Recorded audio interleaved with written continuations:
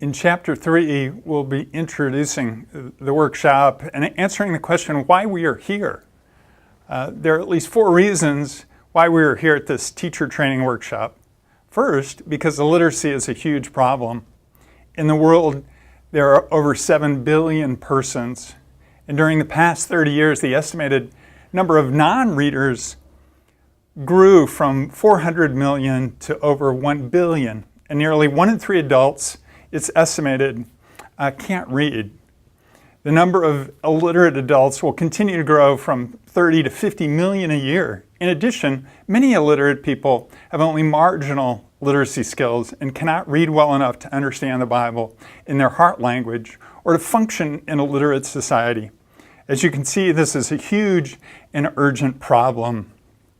Literacy is also a problem even in our nation, in the United States, where I live. Our country has a population of 315 million people.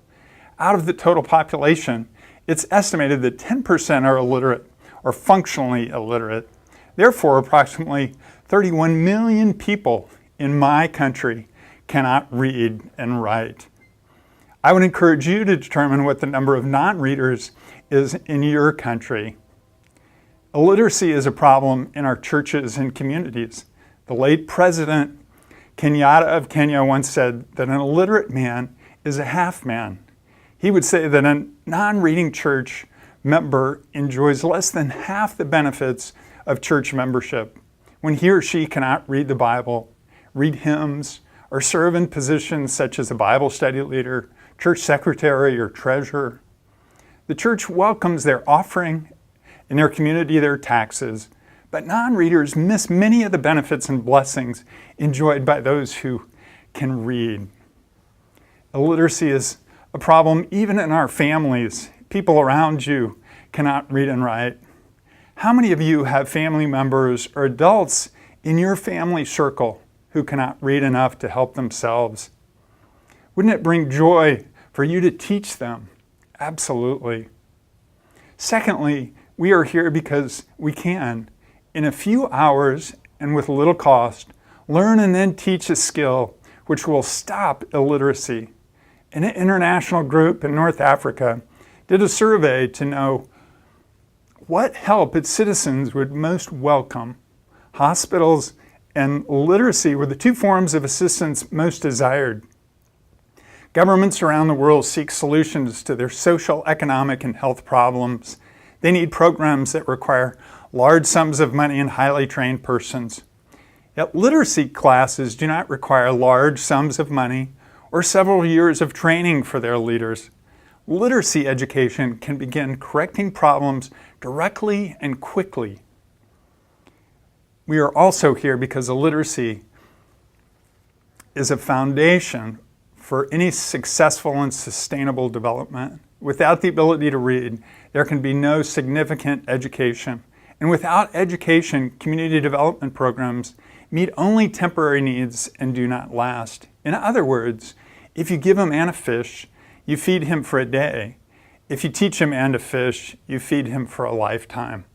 Teaching a person to read gives powerful skills that will benefit him or her for life. In the same way, bringing literacy to a community will provide a strong platform for long-lasting community development.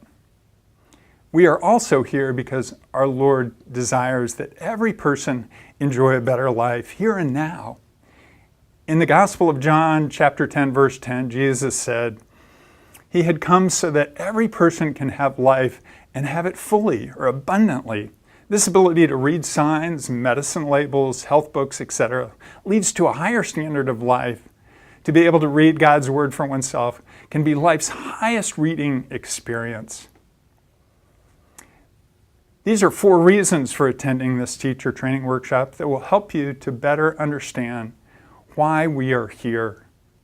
In short, you are here to learn how to start and sustain a literacy ministry. So the question is, what is literacy ministry?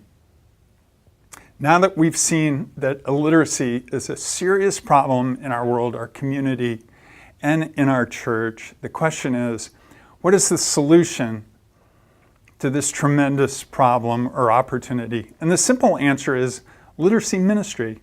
Literacy ministry is an outreach done through a local church or Christian organization to teach adults how to read and write in their own heart language. There are essentially three main goals to Bible-based literacy ministry. First, to give the poor a practical tool that will help them to have a better life. Second, to help believers to read the Word of God for themselves in their own heart language.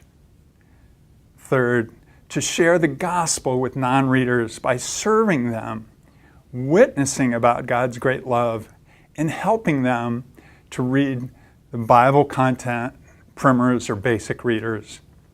Literacy ministry is done through locally trained teachers. You will be the teachers who accomplish this great task so that God's kingdom will continue to grow in your community and country. Remember, Jesus said, the harvest is plentiful, but the workers are few. I'm excited that God has chosen you to serve in this ministry, and I'm honored to be a co-worker with you in this great harvest. May God continue to bless your efforts.